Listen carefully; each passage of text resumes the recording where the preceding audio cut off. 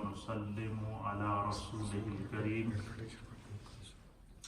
أما بعد فأعوذ بالله من الشيطان الرجيم بسم الله الرحمن الرحيم وإلى عاد أخاهم هودا قال يا قوم اعبدوا الله ما لكم من إله غيره أفلا تتقون صدق الله مولانا العظيم وصدق رسوله النبي الأمين الكريم إن الله وملائكته يصلون على النبي يا أيها الذين آمنوا صلوا عليه وسلموا تسليما اللهم صل وسلم على سيد الأنبياء والمرسلين وعلى آله الطيبين وأصحابه الطاهرين أجمعين الصلاة والسلام عليك يا سيدي يا رسول الله وعلى آلك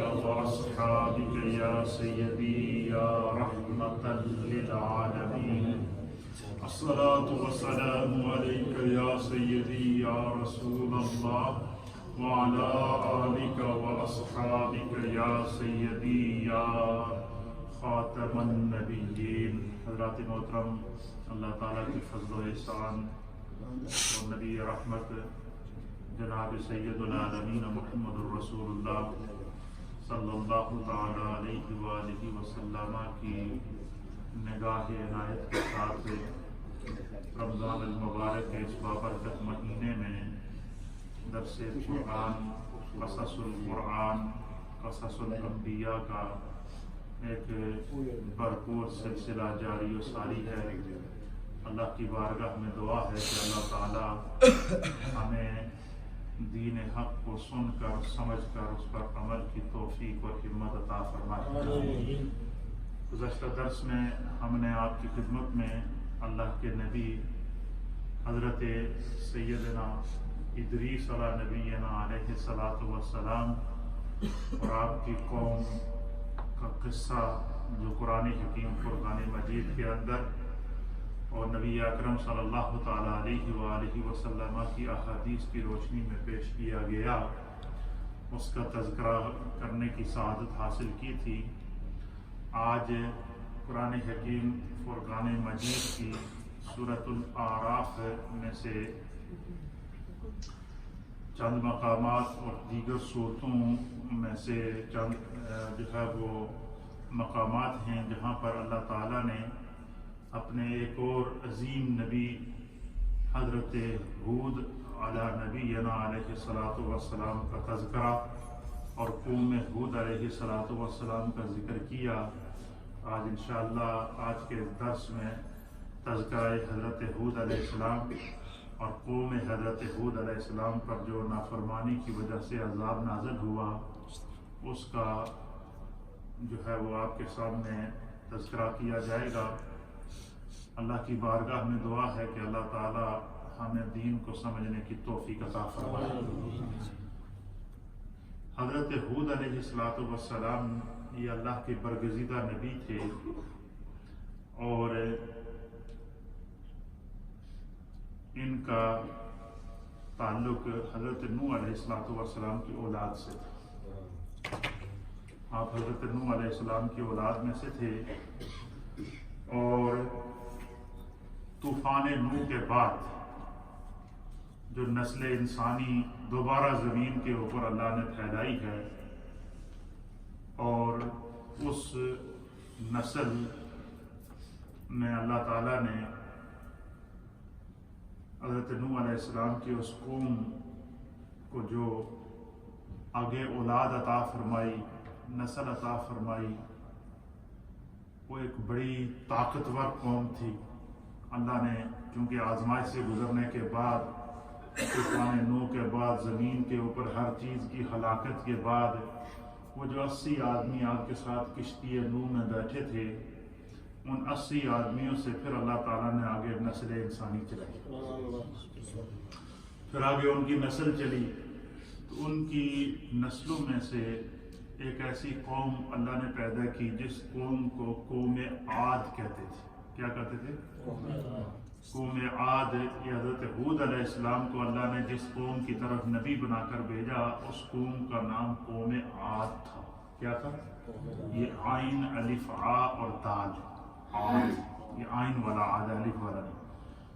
عاد، قوم عاد کی طرف اللہ تعالیٰ نے حضرت ہود کو نبی بنا کر بھیجا، تو آگے حضرت نوح علیہ السلام کے ان پیروکاروں سے جو نسل چلی، اب اللہ تعالیٰ کی قدرت دیکھیے، خداوند قدوس نے ان کو جو اولادیں عطا فرمائی وہ بڑی طاقتور قسم کی اولادیں تھیں، بڑے بڑے ان کے جسم تھے اور ہیوی جسم تھے، ہیوی ویٹ تھے، لمبے لمبے قد تھے ان کے، حتیٰ کہ اہل سیر نے یہ لکھا ہے کہ روئے زمین کے اوپر قیامت تک حضرت ہود علیہ السلام کی جو قوم عاد تھی، اس سے زیادہ طاقتور انسان جو ہے نا وہ اس وقت تک پیدا نہیں ہوئے۔ یعنی جتنی بھی انسانیت پیدا ہوئی ہے، اس انسانیت میں جو سب سے طاقتور قوم دنیا میں آئی ہے وہ قوم عاد تھی۔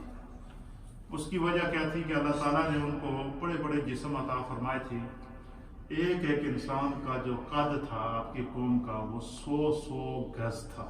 کتنا؟ 100 گز۔ اور ان کی قوم کا جو سب سے چھوٹا انسان تھا قوم عاد کا، اس کا قد 70 گز تھا۔ گویا کہ یہ حضرت آدم علیہ السلام کے قد سے بھی بڑے قد تھے، حضرت آدم علیہ السلام کے قد سے بھی بڑے قد اللہ تعالیٰ نے ان کو عطا فرمائے تھے۔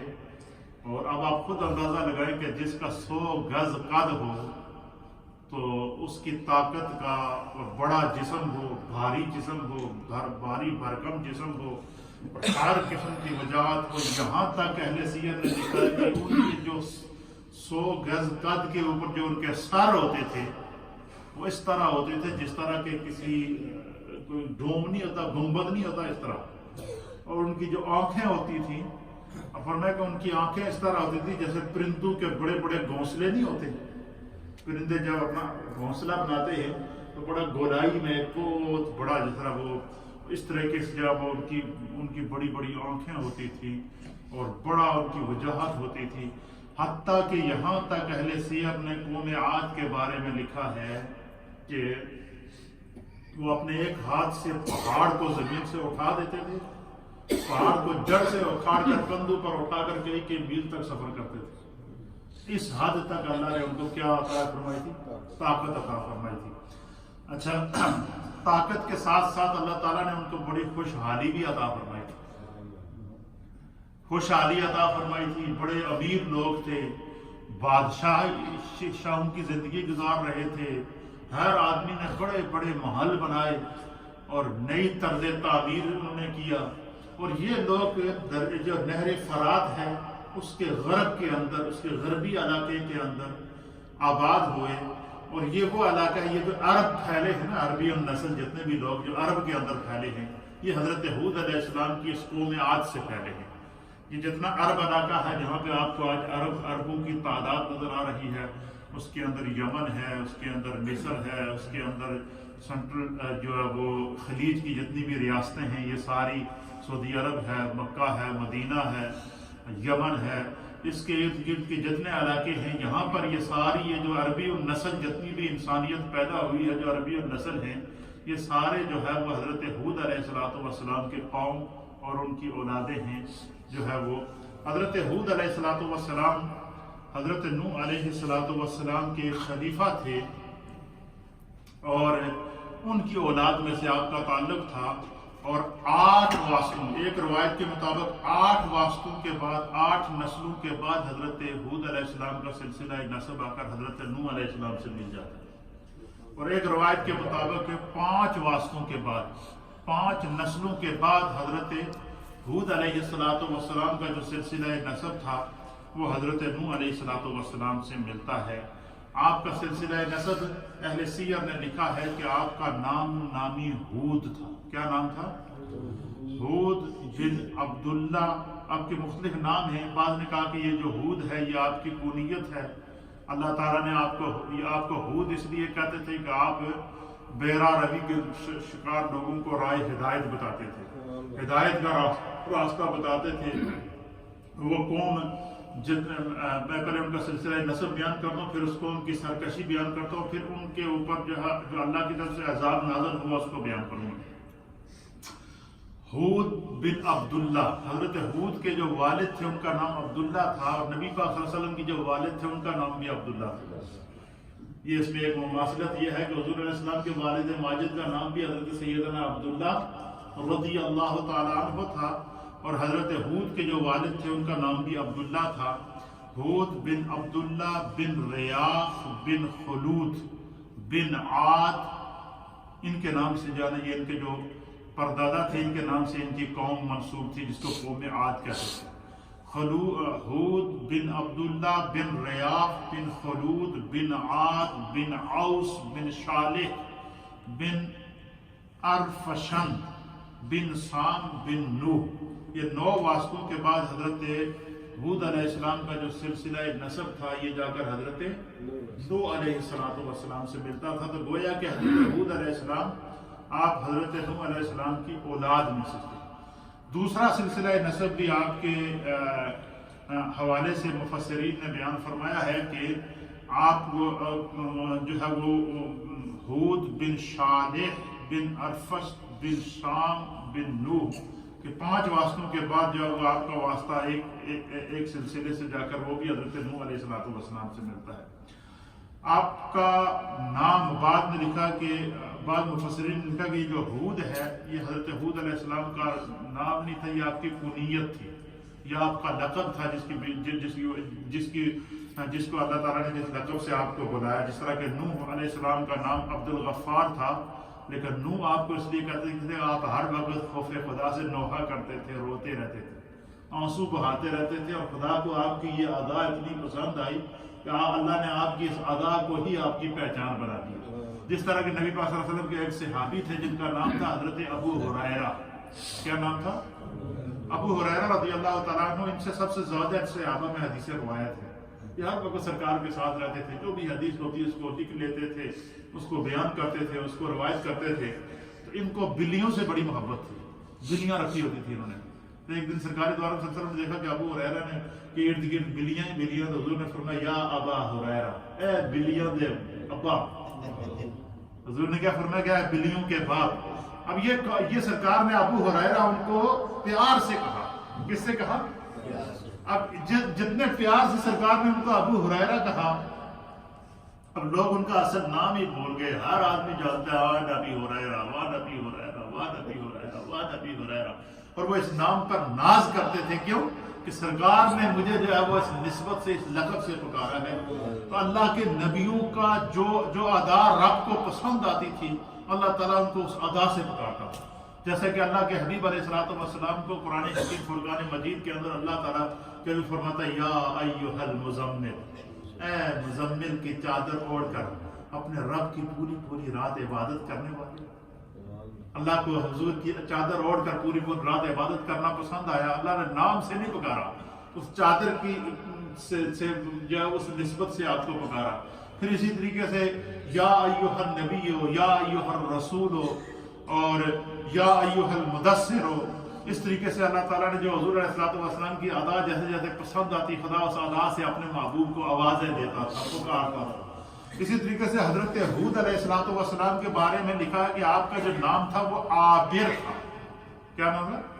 عین الف آ با اور را، عابر۔ آپ کا نام عابر تھا، اور بعض نے کہا کہ آپ کا نام عبیر تھا، بعض نے کہا کہ آپ کا نام غبیر تھا یا غبیر تھا۔ تو آپ کی کنیت جو ہے وہ آپ کا لقب ہود تھا، اور ہود کا معنی ہے کائنات کو رشد و ہدایت کی تعلیم دینے والا، لوگوں کو بھٹکے ہوئے راستے سے نکال کر راہ ہدایت پر لانے والے کو ہود کہتے ہیں، ہادی کہتے ہیں۔ تو فرمایا کہ آپ کو شاید اس بنا پر بھی ہود کہا جاتا ہے، یا بعض نے کہا کہ کیونکہ اللہ نے فرمایا کہ وہ آپ کو اللہ نے ہود کر کے بلایا ہے، اس لیے آپ کا نام ہی ہود ہے۔ عطا ہم لقب ہو یا نام ہو، دونوں کی نسبت حضرت ہود علیہ نبی علیہ السلام کی طرف ہے۔ تو حضرت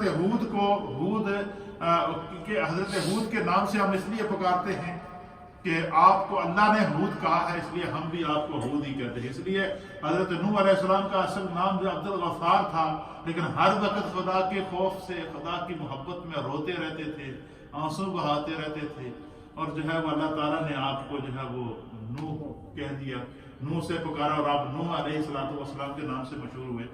اب اس میں جو بات سمجھنے کی ہے، دیکھو انسان جو ہے، سبق ہمیں ہر چیز سے حاصل کرنا چاہیے۔ اللہ قرآن میں فرماتا ہے کہ ان الانسان لربہ لکنود، کہ یہ جو انسان ہے یہ اپنے رب کا بڑا ہی ناشکرا ہے۔ آدمیوں کو جدو کوئی نعمت مل جائے نا، یا اقتدار مل جائے، یا پیسہ مل جائے، یا دولت مل جائے، یا کوئی خوشحال ہو جائے، تو وہ اپنی جو گزرا ہوا مشکل وقت ہوتا ہے اس کو بھول جاتا ہے، کہ اس کے اندر تکبر آ جاتا ہے، غرور آ جاتا ہے۔ الا ماشاء اللہ، کئی ایسے ہیں کہ جن کو خدا نے عزت دی ہے، جتنی ان کی عزت بڑی اتنی ان کی عاجزی بڑی ہے، اور یہ ساری صفات کس کے اندر اللہ نے ڈالی ہیں؟ انبیاء اکرام میں ڈالی ہے۔ خداوند قدوس نے حضرت سلیمان علیہ السلام کو، پورے لوگوں کو تو ایک ملک کی بادشاہت ملتی ہے تو وہ پھولے سے نہیں سماتے، لیکن اللہ کے نبی سلیمان کو اللہ نے روئے زمین کی بادشاہت عطا فرمائی، اور نہ صرف انسانوں کی بادشاہت عطا فرمائی تھی بلکہ آپ کو جانوروں کی بادشاہت عطا فرمائی تھی، جانوروں کا کنٹرول آپ کو عطا فرمایا، پرندوں کی بولیاں آپ بولتے تھے، جانوروں سے آپ باتیں کرتے تھے۔ تو یہ خداوند قدوس کا انعام، اتنا بڑا انعام۔ پھر اللہ تعالیٰ نے ہوا کو، فضا کو، پانی کو، سمندروں کو، ہر چیز کو ان کے لیے مسخر کر دیا تھا۔ اس کے باوجود انہوں نے یہ نہیں کہا کہ میری اتنی طاقت ہے، خدا نے ہوا کو میرے کنٹرول میں دیا ہے، فلانا بندہ جناب یہ اس نے میری توہین کیا ہے، ہوا کو حکم دو کہ جاؤ اس کو اڑا کے لے جائے۔ نہیں، اللہ کے نبی نے کا طریقہ کار کیا ہوتا ہے؟ جو خدا کا نبی ہوتا ہے اسے جب اللہ عروج عطا فرماتا ہے، نبوت عطا فرماتا ہے، اقتدار عطا فرماتا ہے، اللہ تعالیٰ جب اس نبی کو جو ہے وہ لوگوں کے لیے ہادی اور راہبر اور رشد و ہدایت کا پیغمبر بنا کر بھیجتا ہے، تو پھر اس نبی کی عاجزی میں، انکساری میں اور اضافہ ہوتا ہے، وہ خدا کا شکر ادا کرتے ہیں۔ تو اب اللہ فرماتا ہے کہ انسان اپنے رب کا بڑا ناشکرا ہے۔ اب آپ اندازہ لگائیں کہ حضرت نوح علیہ السلام کی وہ قوم جس کو 950 سال تبلیغ کرنے کے بعد جو 80 لوگ مسلمان ہوئے، ان 80 سے آگے اللہ نے نسل چلائی، اور ان کو وہ اپنے آنکھوں کے سامنے 6 مہینے تک طوفان نوح کی صورت میں عذاب دیکھ چکے تھے، اس کے باوجود آگے جو نسل آئی وہ اکثر مشرک ہو گئی، ان میں سے اکثریت کیا ہو گئی؟ مشرک ہو گئی، انہوں نے پھر بتوں کی پوجا شروع کر دی، انہوں نے پھر نافرمانیاں شروع کر دی، اور حضرت نوح علیہ السلام کے بعد 800 سال تک وہ ان لوگوں کے آگے ان لوگوں کی نسل چلی۔ 800 سال تک یہ لوگ، اللہ تعالیٰ نے ان کو بڑے بڑے جسم عطا فرمائے، قوم عاد تھی، بڑے بڑے جسم عطا فرمائے، 100 گز کا لمبا جسم تھا، بڑی طاقت تھی، بڑی ہیبت اور بڑی جلالت تھی۔ اس کے باوجود جناب بڑے بڑے محلات، انہوں نے پتھروں کے بڑے بڑے محلات بنائے ہوتے تھے، اور اس کے باوجود انہوں نے پھر نافرمانی شروع کر دی۔ انہوں نے 3 بڑے بت بنائے، اللہ کی عبادت کو چھوڑ کر اس بتوں کی پوجا شروع کر دی۔ 800 سال کے بعد، طوفان نوح کے 800 سال کے بعد اللہ تعالیٰ نے حضرت ہود علیہ السلام کو بھیجا۔ حضرت ہود علیہ السلام ان کے بیچ میں رہے۔ حضرت ہود کو بھی اللہ نے بڑا جسم عطا فرمایا تھا، بڑی طاقت عطا فرمائی تھی، اور تسی خود اندازہ لگا کہ جس قوم کے نبی حضرت ہود علیہ السلام بن کر آئے تو اللہ نے اس قوم پر انہیں ہر طرح سے برتری تو عطا کرنی تھی نا، تو اللہ تعالیٰ نے ان کو بھی بڑا ہیوی جسم عطا فرمایا تھا، اور خوبصورت چہرہ عطا فرمایا۔ آپ کے بارے میں، آپ کی شکل و شباہت کے بارے میں اہل سیرت نے لکھا ہے، آپ کا حلیہ مبارک لکھا ہے کہ اس کو، آپ کے حلیہ مبارک کو صاحب تفسیر مظہری نے تفسیر مظہری کے اندر نقل فرمایا ہے۔ اسی طریقے سے علامہ جلال الدین سیوطی نے نقل فرمایا ہے۔ تفسیر تبیان القرآن کے اندر علامہ غلام رسول سعیدی رحمۃ اللہ علیہ نے نقل فرمایا ہے۔ اسی طریقے سے علامہ ابن کثیر نے البدایہ والنہایہ کے اندر نقل فرمایا ہے۔ اسی طریقے سے تاریخ الامم والملوک کے اندر جو ہے وہ علامہ طبری نے نقل فرمایا ہے۔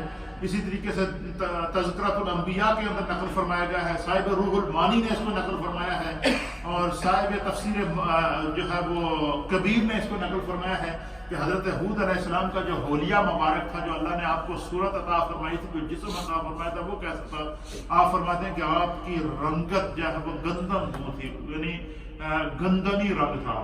کیا نام رنگ تھا؟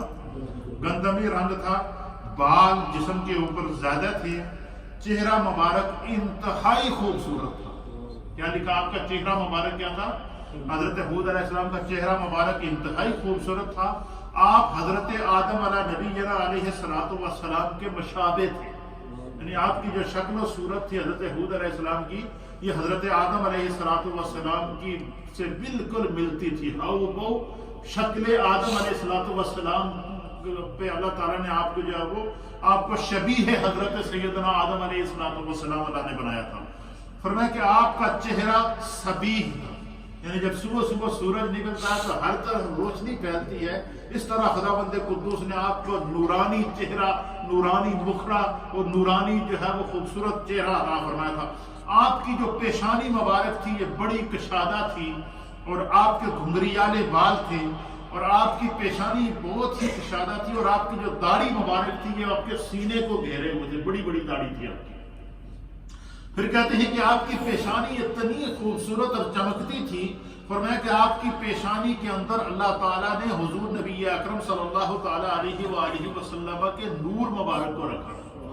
حضرت ہود علیہ السلام کا اب آپ مجھے بتائیں کہ بڑا وجیح چہرہ ہو، خوبصورت چہرہ ہو، بڑا سر ہو، بڑا قد ہو، اور اس کو بڑا خوبصورت پیشانی اور ماتھا ہو، اور اس کے اوپر جو ہے بالکل واضح طور پر فرمایا کہ نور محمدی حضرت ہود علیہ السلام کے ماتھے پر اس طرح نظر آتا تھا کہ جس طرح کوئی اللہ تعالیٰ نے نور کا کوئی جیسے کوئی بلب لگا ہوتا ہے یا نور کی کوئی لائٹ فٹ کی ہوئی ہے، جو فرمایا کہ آپ کے چہرے، آپ کی پیشانی کے اوپر نور محمدی چمکتا ہوا نظر آتا تھا، اور جو لوگ آپ کے چہرے کا دیدار کرتے ہیں اس کو نور محمدی کی شعائیں اس طرح لگتی تھی جس طرح سورج نکلے اور اس کی کرنیں آنکھوں میں لگتی ہیں تو آنکھیں بند ہو جاتی ہیں۔ فرمایا کہ حضرت ہود علیہ السلام کی پیشانی مبارک کے اندر نور محمدی اس طرح چمکتا تھا کہ جو لوگ آپ کی پیشانی کو غور سے دیکھتے ان کی آنکھیں چندیا جاتی تھی۔ یعنی دیکھیں کہ لائٹ کی طرف یا آدمی دیکھے یا نور کی طرف دیکھے یا سورج نکلا ہوا ہو تو آپ سورج کی طرف آنکھ اٹھا کر دیکھیں تو نہیں دیکھ سکتے، کیوں؟ سورج کی روشنی اتنی تیز ہے کہ اس کے سامنے آنکھ کی روشنی مدھم پڑ جاتی ہے۔ فرمایا کہ حضرت ہود علیہ السلام کی جو پیشانی تھی اس کے اندر خداوند قدوس نے نور محمدی رکھا تھا، اور وہ اتنا چمکتا تھا کہ جو بندہ اس کو دیکھتا تھا تو وہ کیا ہوتا تھا، اس کی آنکھیں بند ہو جاتی تھی، چندیا جاتی تھی۔ اور فرمایا کہ جب لوگ یہ نور مبارک دیکھتے تو کہنے لگتے، یعنی ابھی آپ کا جیسے ہی نور دیکھا، ابھی آپ نے اعلان نبوت نہیں کیا، تو جو بھی آپ کا چہرے کے اوپر نور محمدی کو دیکھتا تو ہر آدمی بے ساختہ کہہ اٹھتا کہ یہ شخص خدا کی عبادت کرے گا، بتوں کو چھوڑ دے گا، اور لوگ اس شخص کی تعظیم کریں گے، یہ اللہ کا برگزیدہ شخص ہے۔ اور ہر دیکھنے والا یہ کہتا کہ ایسا نورانی چہرہ کسی اللہ والے کا ہی ہو سکتا ہے۔ گویا کہ چہرہ ہود علیہ السلام میں چہرہ آدم بھی نظر آتا تھا، اور چہرہ ہود علیہ السلام میں نور مصطفیٰ کے جلوے بھی نظر آتے تھے۔ یہ اللہ تعالیٰ نے جو ہے وہ حضرت ہود علیہ السلام کو جو ہے وہ یہ آپ کو، پھر آپ کی عمر مبارک جب 40 برس ہوئی، حضرت ہود علیہ السلام کی عمر کیا ہوئی؟ 40 برس ہوئی، تو اللہ کی طرف سے اعلان ہوا کہ آپ جو ہے وہ قوم عاد کی طرف اللہ نے آپ کو نبی بنا کر بھیجا ہے، اور آپ اعلان نبوت فرمائیں۔ اب اس میں ایک چیز اور مماثلت آ گئی کہ سرکار دو عالم صلی اللہ علیہ وسلم کو جب اللہ نے فرمایا، جب آپ کی عمر مبارک 40 سال ہوئی تو اللہ نے حضور علیہ السلام سے فرمایا کہ اب آپ اعلان نبوت فرمائیں۔ اسی طریقے سے حضرت ہود علیہ السلام کی عمر جب 40 سال ہوئی تو اللہ نے آپ کو حکم فرمایا کہ آپ اعلان نبوت فرمائیں۔ تو حضرت ہود علیہ السلام نے بھی 40 سال کے بعد اعلان نبوت فرمایا، اور سرکار دو عالم صلی اللہ تعالیٰ علیہ وسلم نے بھی 40 سال کے بعد اعلان نبوت فرمایا۔ اس میں کچھ لوگ خطا کہا جاتے ہیں 40 سال بعد آپ نبی بنے ہیں، اس سے پہلے آپ نبی نہیں تھے، نعوذ باللہ۔ اس طرح کا عقیدہ رکھنا یہ گمراہی ہے۔ 40 سال کے بعد اعلان نبوت کیا، نبی تو آپ کو اللہ نے ازل سے ہی پیدا کیا تھا، بچپن سے ہی آقا علیہ السلام کو اللہ نے نبی بنا کر بھیجا، کیونکہ حضور فرماتے ہیں کہ کنت نبیا وآدم بین الماء والطین۔ سرکار فرماتے ہیں میں تو اس وقت بھی نبی تھا جب آدم علیہ السلام پانی اور مٹی کی منزلیں طے کر رہے تھے۔ پھر فرمایا کہ کنت نبیا وآدم بین الروح والجسد۔ کہ میں اس وقت بھی نبی تھا جب حضرت آدم علیہ السلام روح اور جسم کی منزلوں کو طے کر رہے تھے. تو حضرت ہود علیہ السلام کو 40 سال آپ کی عمر ہوئی تو اللہ تعالیٰ نے آپ کو جو ہے وہ نبوت عطا فرمائی. آپ حضرت نوح علیہ السلام کی اولاد میں سے ہیں اور قوم عاد اور ارام کی طرف جانب اللہ تعالیٰ نے آپ کو جو ہے وہ حکومت عطا فرمائی اور ان کی طرف نبی بنا کر بھیجا اور اس کو مفسرین اکرام دے. اب جب حضرت ہود علیہ السلام نے اس قوم کو جب اللہ کی طرف سے حکم ہوا کہ اعلان نبوت آپ کر لیں، آپ نے جب اعلان نبوت فرمایا تو آپ نے اس قوم کو کہا کہ جو تم نے بتوں کی پوجا کی ہے تم بڑے بدنصیب لوگ ہو. حضرت ہود علیہ السلام نے ان سے کہا کہ تمہارے سامنے تمہارے جو پیچھے آبا و اجداد گزرے ہیں اور حضرت نوح علیہ السلام کی قوم کے اوپر جو عذاب آیا وہ کوئی دور نہیں. حضرت نوح کے بعد حضرت ہود کا دور ہے نا. آپ نے فرمایا کہ ہم سے ایک نسل پہلے جو قوم عذاب سے ہلاک ہوئی اور 6 مہینے تک خدا نے ان کو طوفان نوح کے اندر رکھا اور وہ نافرمانیوں کی وجہ سے ہلاک ہوئے، اور جن کی نسل تم ہو وہ 80 لوگ تھے جن کو اللہ نے جو ہے وہ حضرت نوح پر ایمان لانے کی وجہ سے بچایا تھا. تو اللہ تعالیٰ نے جو ہے حضرت ہود علیہ السلام کو کہا کہ ان کو بتاؤ، ان کو سمجھاؤ کہ کیا تمہارے سامنے قوم نوح کا حال نہیں ہے؟ تم نے قوم نوح کی ہلاکت کو نہیں دیکھا؟ تم نے قوم نوح کے اوپر آنے والے عذاب کو نہیں دیکھا؟ اور تم پھر بھی بت پرستی کرتے ہو، تم پھر بھی شرک کرتے ہو. فرمایا کہ قوم نوح تو وہ ہے کہ جس نے شرک کیا، بت پرستی کی، تو خدا نے ان کے اوپر عذاب نازل کیا اور تم نے بھی وہی بت پرستی شروع کر دی. تو جب حضرت نوح علیہ السلام حضرت ہود علیہ السلام نے اپنی قوم کو سمجھایا کہ بت پرستی نہ کرو، شرک نہ کرو، تم خدا کی طرف آ جاؤ، رائے ہدایت کی طرف آ جاؤ. اللہ تعالیٰ نے تمہیں جو ہے وہ تمہارے سامنے پہلی قوم حضرت ہم سے پہلی جو قوم گزری ہے اس کی عبرت ہمارے پاس موجود ہے جو خدا نے اس کو عذاب نازل فرمایا. تو تمہیں میں وارن کرتا ہوں کہ تم جو ہے بتوں کی پوجا چھوڑ کر اللہ وحدہ لا شریک کی عبادت کرو. اس کو اللہ تعالیٰ نے جب حضرت نوح علیہ السلام حضرت ہود علیہ السلام نے جب ان کو دعوت دی، اس منظر کو اللہ تعالیٰ نے قرآن حکیم فرقان مجید کے 8ویں پارے کی سورۃ الاعراف کی آیت نمبر 65 کے اندر بیان فرمایا. کیا بیان فرمایا؟ اللہ فرماتا ہے کہ وَإِلَىٰ عَادٍ أَخَاهُمْ هُودًا، کہ ہم نے عاد کی طرف ان کے بھائی ان کے ہم قبیلہ ہود کو بھیجا. حضرت ہود انہی میں سے تھے. اللہ فرماتا ہے کہ میں نے قوم عاد کی طرف حضرت ہود کو بھیجا. قَالَ، حضرت ہود نے اپنی قوم کو مخاطب کر کے فرمایا یا قوم اعبدوا اللہ ما لکم من الہ غیرہ. حضرت ہود علیہ السلام نے اپنی قوم سے کیا فرمایا؟ اللہ تعالیٰ اس منظر کو بیان فرماتا ہے کہ جب حضرت ہود نے ان کو دعوت دین دی تو آپ نے قال یا قوم، اے میری قوم. حضرت ہود نے ان سے کہا کہ اے میری قوم، یا قوم اعبدوا اللہ، کہ تم اللہ تعالیٰ کی عبادت کرو، ما لکم من الہ غیر، اللہ کی عبادت کرو اور اس کے سوا کسی دوسرے کو مستحق عبادت نہ ٹھہراؤ. تم اللہ کے ساتھ کسی کو شریک نہ ٹھہراؤ، صرف خدا کی عبادت کرو. افلا تتقون، تاکہ تم متقی بن جاؤ، پرہیزگار بن جاؤ.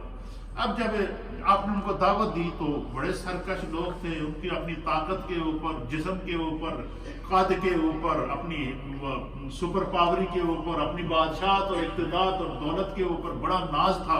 انہوں نے حضرت جو ہے وہ ہود علیہ السلام کی شان میں گستاخی کی اور ان کو منع کر دیا. قرآن کریم فرقان مجید کی اس سے اگلی آیت کے اندر اس منظر کو بیان فرماتا ہے کہ انہوں نے حضرت نوح علیہ السلام حضرت ہود علیہ السلام کو جو ہے وہ کہا کہ جو ہے وہ آپ ہمیں جو ہے وہ جس طرف بلا رہے ہیں اس طرف جانا تو بیوقوفی ہے، یہ بیوقوفوں کا کام ہے، اور آپ کی شان میں گستاخیاں کی اور آپ ان سے آپ ہمیں تنگ نہ کریں ورنہ ہمارے جسم بڑے طاقتور ہیں، ہم جو ہے وہ یہ جنگ کریں گے، آپ کے ساتھ لڑائی کریں گے. تو حضرت ہود علیہ السلام کے بارے میں اہل سیرت نے لکھا کہ آپ کی ایک بڑی خاصیت تھی، آپ کا جو اخلاق تھے، جو آپ کا خلق تھا وہ بڑا پیارا تھا. وہ آگے سے غصہ کرتے، آپ کو برا بھلا کہتے، لیکن آپ پھر پیار سے ان کو دعوت دیتے، محبت سے دعوت دیتے، پیار سے دعوت دیتے، پیار سے دعوت دیتے. لیکن پھر وہ نہ مانے.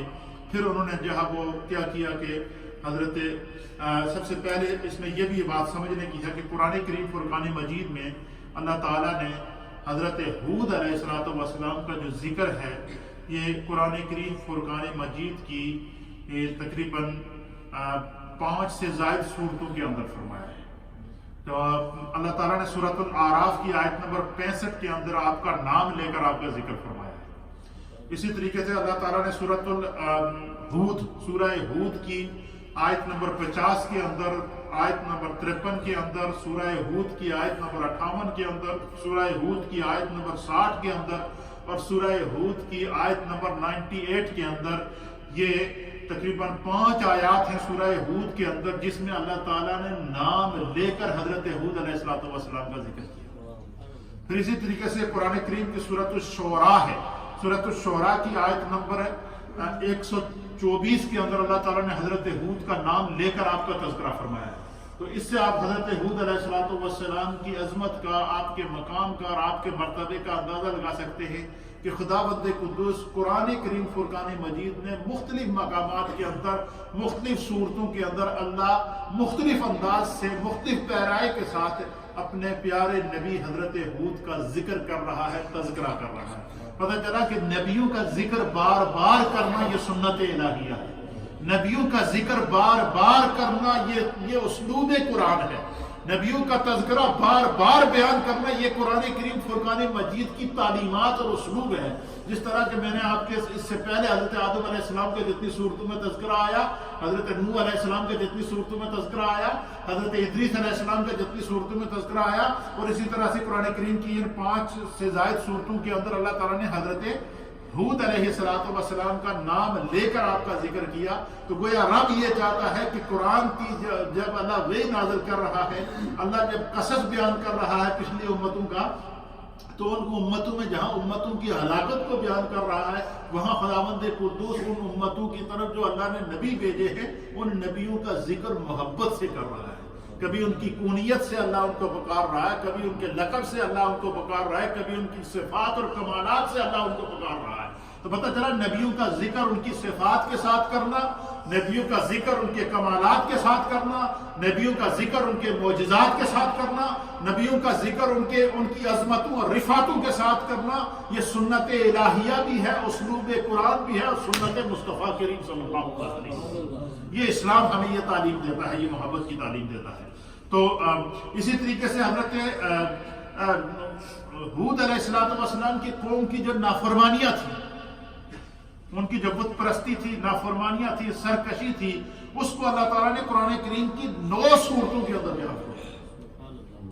9 صورتوں کے اندر اللہ تعالیٰ نے مختلف مقامات کے اندر قوم عاد کی نافرمانی، قوم عاد پر نازل ہونے والا عذاب، قوم عاد کی ہلاکت اور قوم عاد کا، قوم نوح کا عذاب دیکھنے کے بعد عبرت حاصل نہ کرنا اور پھر اپنے آپ کو دوبارہ ہلاکت میں ڈالنا، اس منظر کو بیان کر کے گویا پیغام قرآن ہمیں یہ اللہ کی طرف سے یہ پیغام دیا جا رہا ہے محمد مصطفیٰ کریم صلی اللہ علیہ وسلم کی امت کو کہ پچھلی امتیں نافرمانیوں کی وجہ سے، لاپرواہیوں کی وجہ سے، نبیوں کی گستاخیوں کی وجہ سے ہلاک ہوئی ہیں، اور اللہ نے تمہیں جو نبی عطا فرمایا وہ خاتم النبیین ہے، وہ امام الانبیاء ہے، وہ سید الانبیاء ہے، وہ جناب محمد الرسول اللہ صلی اللہ تعالیٰ علیہ وسلم ہے. تو سرکار دو عالم صلی اللہ علیہ وسلم کی کسی بھی حوالے سے گستاخی کرنا یہ کفر ہے. اور حضور علیہ السلام کی نافرمانی جو ہے وہ اللہ تعالیٰ مثال دے کر بتا رہا ہے کہ جس طرح پہلی امتوں کی ہلاکتیں ہوئی ہیں، تم نبی کی گستاخی کر کے، نبی کی نافرمانی کر کے اپنے آپ کو ان امتوں کی طرح ہلاکت کے اندر نہ ڈالو. اس میں جو عذاب کا ذکر، مختلف قوموں کے عذاب کو قرآن بیان کر رہا ہے، اس سے مراد عبرت حاصل کرنا ہے، نصیحت حاصل کرنا ہے. کس کو عبرت اور نصیحت حاصل کرنا ہے؟ محمد عربی صلی اللہ علیہ وسلم کی امت کو نصیحت حاصل کرنا ہے. تو قوم عاد کا ذکر اللہ تعالیٰ نے 9 صورتوں کے اندر کیا، یعنی سورۃ الاعراف کے اندر کیا، سورہ ہود کے اندر کیا، سورہ مومنون کے اندر کیا، سورہ شعراء کے اندر کیا، سورہ فصلت کے اندر کیا، اور سورۃ الاحقاف کے اندر کیا، سورہ زاریات کے اندر کیا، سورہ القمر کے اندر کیا، سورۃ الحاقہ کے اندر اللہ تعالیٰ نے قوم عاد، ان کی نافرمانیاں، ان کے اوپر نازل ہونے والے عذاب کو ان صورتوں کے اندر اللہ تعالیٰ نے متعدد آیات کے اندر جو ہے وہ بیان فرمایا تاکہ محمد مصطفیٰ کریم صلی اللہ تعالیٰ علیہ وآلہ وسلم کی امت کو جو ہے وہ اس سے سبق حاصل کیا جا سکے۔ پھر جب اس قوم نے حضرت ہود علیہ السلام کی نافرمانی کی، قوم نوح کے عذاب سے بھی سبق نہ سیکھا، اپنی طاقت پر انہوں نے گھمنڈ کر لیا، تو حضرت نوح علیہ السلام کی حضرت ہود علیہ السلام کی شان میں جب انہوں نے گستاخی کی، آپ نے ان سے کہا کہ بھائی تم پر اللہ کا عذاب آئے گا، اس سے پہلے ہمارے پاس مثال موجود ہے، ایک ہی زمانہ گزرا ہے حضرت نوح علیہ السلام کی قوم کی ہلاکت کی۔ حضرت ہود نے کہا کہ میں نہیں چاہتا کہ میری امت پر بھی، میری قوم پر بھی اس طرح کی ہلاکت کا عذاب آئے، لہٰذا میں تمہیں بار بار دعوت دے رہا ہوں، محبت سے دعوت دے رہا ہوں، تم ایمان لے آؤ اللہ پر اور اللہ کے سوا کسی کی عبادت نہ کرو، بتوں کی پوجا چھوڑ دو۔ تو انہوں نے حضرت ہود علیہ السلام سے کہا کہ آپ بڑے جو ہے وہ کہتے ہیں ہم نبی ہیں، ہم کیسے مانے، آپ ہمارے جیسے بشر ہیں۔ یہ آج کل بھی ایک ٹرینڈ چلا ہوا ہے، نعوذ باللہ من ذالک، کہ حضور علیہ السلام ہم جیسے بشر ہیں، حضور کھاتے تھے ہم بھی کھاتے ہیں، حضور پیتے تھے ہم بھی پیتے ہیں، حضور چلتے تھے ہم بھی چلتے ہیں، نعوذ باللہ ہم میں اور حضور میں کیا فرق ہے؟ یہ بد عقیدہ لوگوں کا عقیدہ ہے، اور یہ عقیدہ کفار نافرمان قوموں کا عقیدہ تھا۔ قوم نوح نے بھی یہ مطالبہ کیا تھا نوح علیہ السلام سے کہ آپ ہم جیسے ہیں، ہم آپ پر کیوں ایمان لائیں، نعوذ باللہ من ذالک۔ قوم ادریس نے بھی آپ پر یہی کہا، قوم جو ہے وہ شیس نے بھی یہی کہا، اسی طریقے سے قوم ہود نے بھی یہی کہا کہ آپ ہم جیسے ہیں، ہمارے میں سے ہیں، فلاں جگہ کے آپ رہنے والے ہیں، فلاں شخص کے آپ بیٹے ہیں، ہم آپ کو کیسے اللہ کا نبی مانے، اور آپ اگر سچے ہیں تو آپ پھر اپنے رب سے کہیں کہ عذاب لے کر آئے۔ پھر انہوں نے نافرمانی کی اور اللہ کے غضب کو کیا کر دیا؟ چیلنج کر دیا۔ اور پھر انہوں نے کہا جی کہ حضرت ہود علیہ السلام کے سامنے چونکہ معلوم تھا آپ کو کہ حضرت نوح علیہ السلام کی قوم کس طرح ہلاک ہوئی، تو انہوں نے کہا جی کہ میں تو تمہارے لیے عذاب کی دعا تو نہیں کروں گا۔ کیا کہا؟ کیونکہ میں اپنے سامنے قوم نوح کا، اپنے دادا کی قوم نوح کا انجام میں دیکھ چکا ہوں، لہٰذا میں تمہارے لیے عذاب کی دعا تو نہیں کروں گا، البتہ میں تمہیں ہدایت کا پیغام دیتا رہوں گا، دیتا رہوں گا، دیتا رہوں گا، دیتا رہوں گا۔ اچھا، پھر وہ ان میں سے جو بڑے کچھ لوگ ہوتے ہیں نا جو اپنے آپ کو بڑا دانشور کہتے ہیں، آج کل بھی پاکستان میں ایک بڑا سائنسدان پیدا ہوا ہے، کہتا ہے مولویوں نے کچھ نہیں آتا، سب کچھ میں آتا ہے، مینوں آتا ہے یا نہیں؟ اس دور میں بھی اس طرح کے بڑے دانشور موجود تھے حضرت ہود علیہ السلام کی قوم کے اندر، اور اس نے کہا کہ چلو جی ہود سڑے واسطے عذاب نہیں لے آ رہا، لہٰذا ایسا کرتے ہیں کہ ہم ایک کمیٹی بناتے ہیں۔ کیا بناتے ہیں؟ کمیٹی بناتے ہیں، اور اس میں چند لوگوں کو جو بڑے بڑے دانشور ہیں، بڑے بڑے پڑھے لکھے ہیں، جیسے کہ پاکستان میں ایک نئی کمیٹی بنی ہے چاند کے اوپر، یہ ریسرچ کمیٹی بنی ہے جی، چاند کا کیلنڈر بنائے گی، اور جب مولویوں کو کچھ نہیں آتا، یہ اس کا نظریہ ہے۔ یہ ان کا نظریہ تھا کہ ہود سے ہم نے کہا کہ تم اگر سچے ہو تو تم عذاب لے کر آؤ، لیکن وہ عذاب کی دعا تو نہیں کرتا، تو ہم ایسا کرتے ہیں کہ دانشوروں کی ایک کمیٹی بناتے ہیں، اور اس کمیٹی کو کیا کرتے ہیں؟ خانہ کعبہ میں بھیجتے ہیں، اور ان کو جا کر کہتے ہیں کہ تم جا کر کعبے میں دعا کرو کہ اگر ہود اللہ کے نبی ہیں اور سچے ہیں تو ہم پہ عذاب نہ کرو۔ یہ کمیٹی بنا کر بیوقوفوں نے وہاں سے کیا کی، وہ بھیجی یمن سے۔ یمن میں یہ علاقہ جہاں یہ رہتے تھے، حضرموت کے اندر یہ لوگ رہتے تھے، آباد تھا یہ قبیلہ، یہ قوم۔ انہوں نے بڑے بڑے دانشور جمع کیے، بڑے بڑے سائنسدان جمع کیے، جو اس دور میں اپنی عقل کے اوپر بڑا ناز تھا، جیسے آج کل ہمارے پاکستانی قوم پہ آتے سائنسدان جو ہے وہ خود میٹرک فیل جو ہے سائنس کا وزیر بنا ہوا ہے ماشاءاللہ، ٹیکنالوجی کا، تو کہتا مولویوں میں کچھ نہیں آتا۔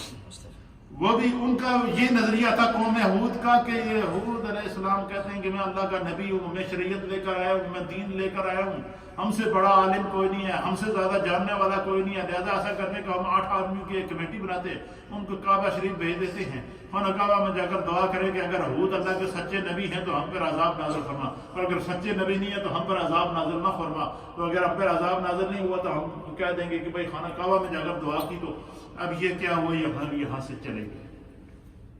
اب جب چلے گئے وہاں کعبہ شریف کے اندر، ان 8 آدمی میں سے ایک آدمی وہ تھا جو حضرت ہود علیہ السلام پر ایمان لایا تھا، اور 7 آدمی وہ تھے جو نافرمان تھے، جو بڑے دانشور تھے، بڑے اپنے آپ کو دانشور کہتے تھے۔ یہ وہاں خانہ کعبہ میں گئے اور انہوں نے جا کر کعبہ کے اندر دعا کی تو پھر اللہ تعالیٰ نے ان پر اپنا غضب نازل فرمایا۔ خداوند قدوس نے ان پر جو عذاب آیا نا، یہ بتدریج آیا قوم عاد کے اوپر. سب سے پہلے اللہ تعالیٰ نے ان کے اوپر قحط سالی کا عذاب ہوا. قحط سالی کا عذاب کیا ہوا کہ خدا بند قدوس نے ان پر بارشیں بند کر دی. کیا کر دی؟ زمین خشک ہو گئی، چشمے خشک ہو گئے، دریا خشک ہو گئے، سمندر خشک ہو گئے، پانی زمین. اب آپ اندازہ لگائے وہ سرزمین جہاں پر 6 مہینے تک طوفان نو رہا، وہ زمین خشک ہو گئی، اس میں سے پانی ختم ہو گیا. اب قدرت الہی کو دیکھیے. یہ ہے اللہ تعالیٰ کی قدرت اور طاقت کا ایک وہ لمحہ اس سے پہلی قوم کا کہ جب طوفان نو آتا ہے تو پوری روئے زمین پانی میں ڈوب جاتی ہے. اور جب قوم عاد کے اوپر اور ہود علیہ السلام کی قوم کے اوپر جب عذاب آتا ہے تو زمین پانی خشک کر دیتی ہے. بادل نے برسنا چھوڑ دیا، کنویں خشک ہو گئے، چشمے خشک ہو گئے، دریا خشک ہو گئے، ہر طرح کی جب خشکی طاری ہو گئی اور پانی زمین نے دینا بند کر دیا. ایک عذاب یہ نازل ہوا. دوسرا عذاب یہ نازل ہوا کہ قوم عاد کی جتنی عورتیں تھیں، جتنی بھی عورتیں تھیں، ان سب کو اللہ نے بانجھ کر دیا. انہوں نے بچے پیدا کرنا بند کر دیا. ان کی اولادیں نہیں، ان کی نسل آگے نہیں چل رہی تھی. ایک تو بارشیں نہیں ہو رہی، دوسرا جو ہے وہ عورتیں بانجھ ہو گئیں. اب یہ جب عذاب ان پر نازل ہوا بڑے پریشان ہوئے. پھر بھی حضرت نوح علیہ السلام نے ان سے کہا کہ ابھی بھی تم اللہ پر ایمان لے آؤ، بتوں کو چھوڑ دو، اللہ تعالیٰ تم پر کرم کرے گا. وہ تم خدا رحمان ہے، رحیم ہے، وہ اپنی مخلوق سے بے حد پیار کرتا ہے. تو وہ اللہ تم پر جو یہ عذاب اٹھا دے گا، بارش بھی نازل کرے گا، اللہ تمہاری نسلوں کو بھی بڑھائے گا. تو یہ جب حضرت ہود علیہ السلام نے ان کو دعوت دی تو ان میں سے پھر بھی کچھ جو تھوڑے بہت تھے جنہوں نے عقل تھوڑی کم کر دی سی، انہیں کیا جی کہ چل ہم آپ پر ایمان لے آتے. ان میں سے کچھ کیا آپ پر ایمان لیا، لیکن جو ڈٹے ہوئے تھے، جن کے دلوں پر موہر لگا رکھی تھی، اللہ تعالیٰ فرماتا ہے نا ایسے لوگوں کے بارے میں کہ ختم اللہ علی قلوبہم وعلی سمعہم وعلی ابصارہم غشاوۃ ولہم عذاب عظیم. کہ اللہ تعالیٰ نے ان کے دلوں پر مہر لگا رکھی ہے، ان کی آنکھوں پر پردہ، ان کے کانوں پر پردہ ہے. تو آنکھیں ہونے کے باوجود ان کو حق نظر نہیں آتا. تو اب کیا ہوا کہ جب پریشان ہو گئے تو پھر انہوں نے کہا جی کہ ہم وفد بھیجتے ہیں اور جا کر دعا کریں خانہ کعبہ کے اندر. تو ان میں سے جو دعا کرنے والے لوگ تھے، حضرت ہود کو انہوں نے پھر بھی نہیں مانا. ان دعا کرنے والوں میں سے ایک مومن تھا اور باقی ساتھ انہوں نے جو ساتھ میں کہا، انہوں نے کہا جی آپ کرو دعا. انہوں نے دعا کی جا کر خانہ کعبہ کے اندر، تو کوئی دعا کا اثر نہ ہوا. پھر ان میں سے جو ان کا مومن تھا، انہوں نے اس سے کہا کہ تو دعا کر. جب اس اللہ کے ولی نے حضرت ہود علیہ السلام پر ایمان لانے والے نے خانہ کعبہ میں ہاتھ بلند کیے نا کہ یا اللہ میں تیری بارگاہ میں اللہ کے نبی ہود کا واسطہ پیش کرتا ہوں، وہ نبی برحق ہیں اور میں ان پر ایمان لا چکا ہوں، ان کے صدقے ہماری قوم پر بارش نازل کرنا. تو اب روایات کے اندر آتا ہے کہ جیسے ہی وہ دعا کی گئی نے تو اللہ تعالیٰ نے آسمان سے فوراً بادل آنا شروع ہو گئے. 3 قسم کے بادل آئے آسمان پر. ایک بادل تھے سیاہ کالے بادل، جنہوں نے کہا خطرناک، جب بہت زیادہ آندھی آئے تو کالے بادل آتے ہیں. ایک بادل تھے سفید اور ایک بادل تھے جن کا کلر تھا سخت سرخ. 3 کلر کے بادل تھے. تو ان میں سے جو سفید بادل تھے وہ تو رحمت کی بارش تھی، کالے جو بادل تھے وہ عذاب کی تھی، اسی طرح سے سرخ جو بادل تھے وہ بھی عذاب کی بارش تھی. اب اللہ تعالیٰ نے ان کو اختیار دیا کہ آپ ان حضرت ہود سے کہا کہ آپ ان سے کہیں جی کہ تم ان 3 بادلوں میں سے اگر آپ پر وہ ایمان لے آتے ہیں تو اللہ تعالیٰ ان پر رحمت کا میਂہ برسائے گا. اگر وہ آپ پر ایمان نہیں لاتے پھر کہیں کہ انہوں نے دعا مانگی یا عذاب کی تو ان سے کہو کہ انتخاب کرو کون سا بادل چاہیے تمہیں. انہوں نے کہا جی ہمیں ایمان تو نہیں لانا ہے حضرت ہود پر، آپ کچھ بھی کریں. تو باقی جو ہے وہ اگر ہمیں بادلوں کا اختیار دیا گیا تو ہم وہ جو کالے بادل ہیں وہ لیں گے. ان کا یہ تھا کہ کالے بادل آئیں گے تو ایک دم بارش ہوگی تو زمین کیا ہوگی، جل تھل ہو جائے گی اور زمین کی خشکی ختم ہو جائے گی، کنویں پانی دینا شروع کر دیں گے، پہاڑوں سے پانی آ جائے گا، دریا چلنا شروع ہو جائیں گے. انہوں نے اس آندھی کو، کالی آندھی کو، اس کو کہا کہ ہمیں یہ بادل چاہیے. تب اللہ تعالیٰ نے ان کے اوپر پھر عذاب نازل کیا، اور وہ ہواؤں کا عذاب اللہ نے ان پر نازل کیا. وہ پھر بھی حضرت ہود علیہ السلام کو انہوں نے نہیں مانا. اللہ نے ان پر عذاب نازل کیا، ہواؤں کا عذاب ان کے اوپر آیا.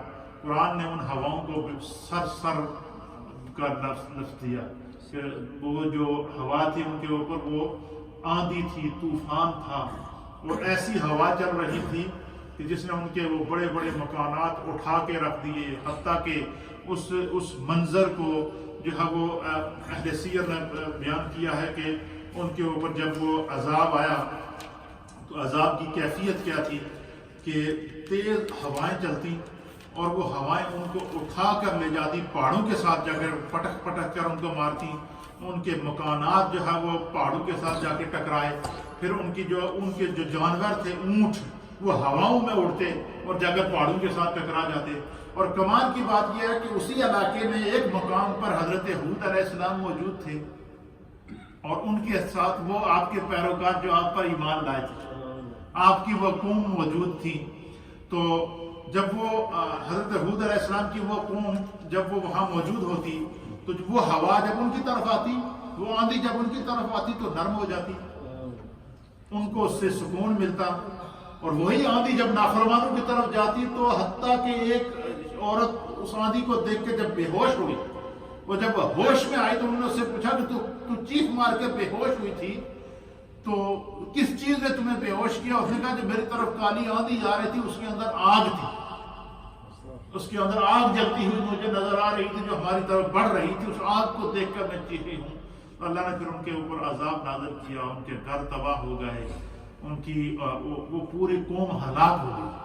وہ ساری کی ساری کیا ہوگی؟ ہلاک ہو گئے. جب ہلاک ہو گئے تو زمین پوری انسانوں سے بھر گئی، لاشوں سے بھر گئی.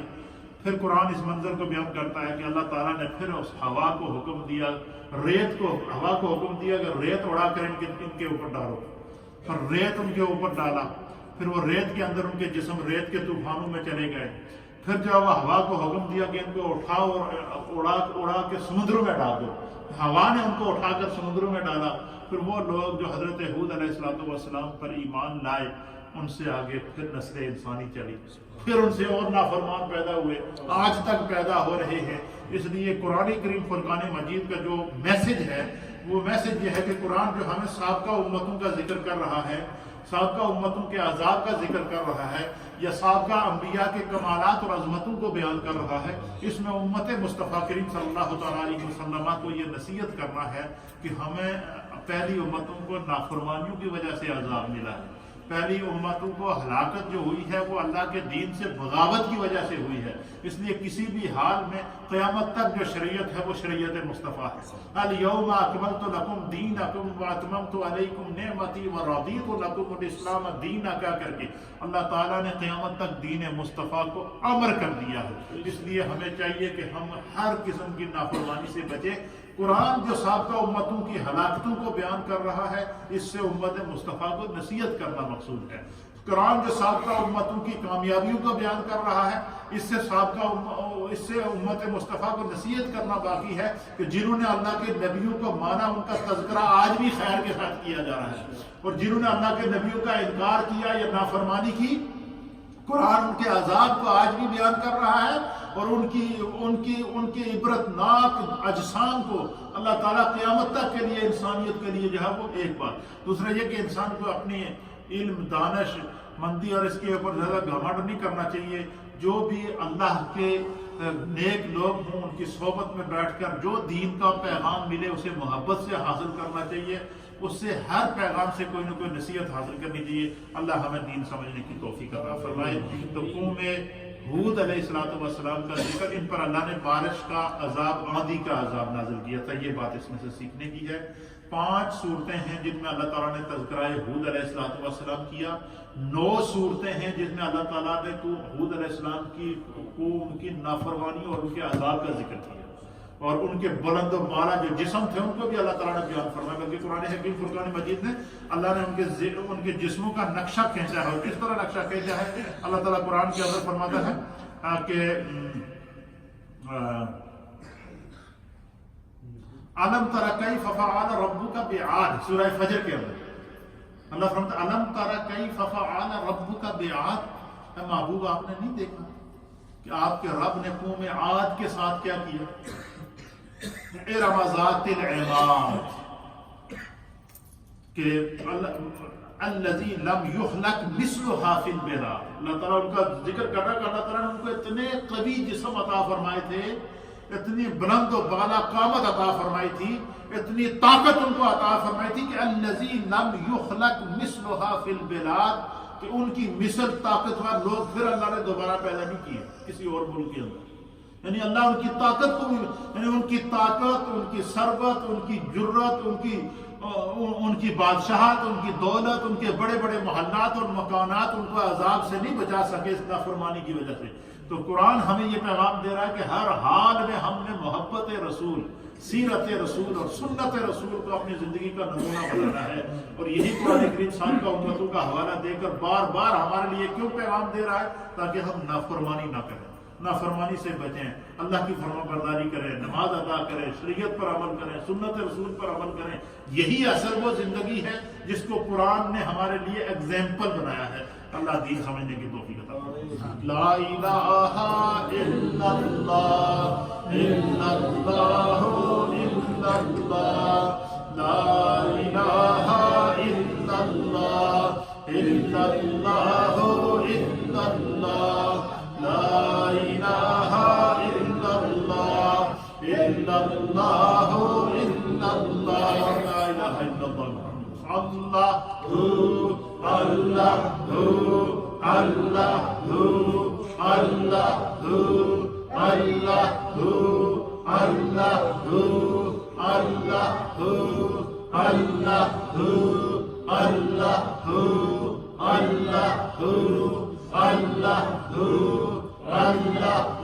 اللہ اللہ حضرات ایک دفعہ سورہ فاتحہ شریف، 3 دفعہ سورہ اخلاص شریف، آج کی اس مجلس کو